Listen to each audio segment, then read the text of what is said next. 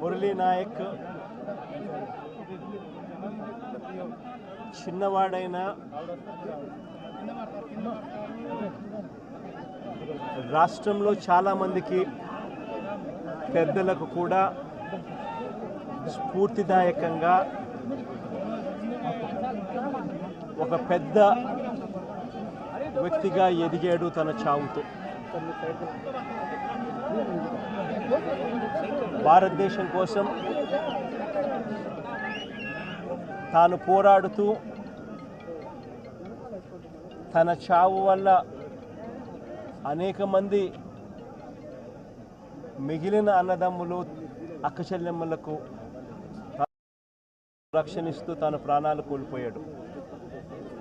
అలాంటి మురళిని తేడమైతే వెనక్కి తాలేము, కానీ మురళి చేసిన త్యాగానికైతే మాత్రం ఆంధ్ర రాష్ట్రంలో ఉన్న ప్రతి ఒక్కరం కూడా మురళికి ఇప్పటికీ కూడా రుణపడే ఉంటాం. రాష్ట్ర ప్రభుత్వం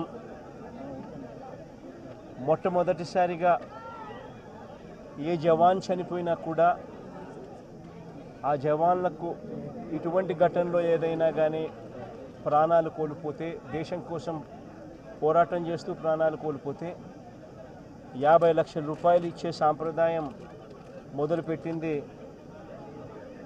వైఎస్ఆర్సీపీ ప్రభుత్వ హయాంలో మొదలుపెట్టినందుకు చాలా సంతోషపడతా ఉన్నాం.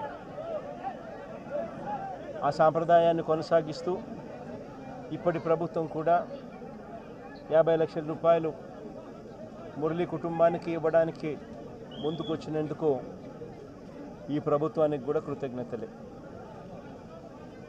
పార్టీ తరపు నుంచి అన్ని రకాలుగా మురళికి అండగా తోడుగా ఉంటాం.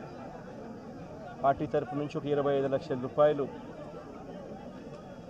వైఎస్ఆర్ కాంగ్రెస్ పార్టీ తరపు నుంచి అండగా ఉంటూ ఆ కుటుంబానికి తోడుగా ఉండే కార్యక్రమం చేస్తాం.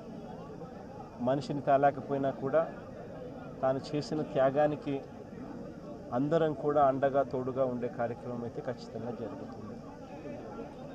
ఇలా కుటుంబానికి మంచి జరగాలని, చనిపోయిన మురళికి తన ఆత్మకు శాంతి కలగాలని దేవుణ్ణి మనసారా కూడా కోరుకుంటాను.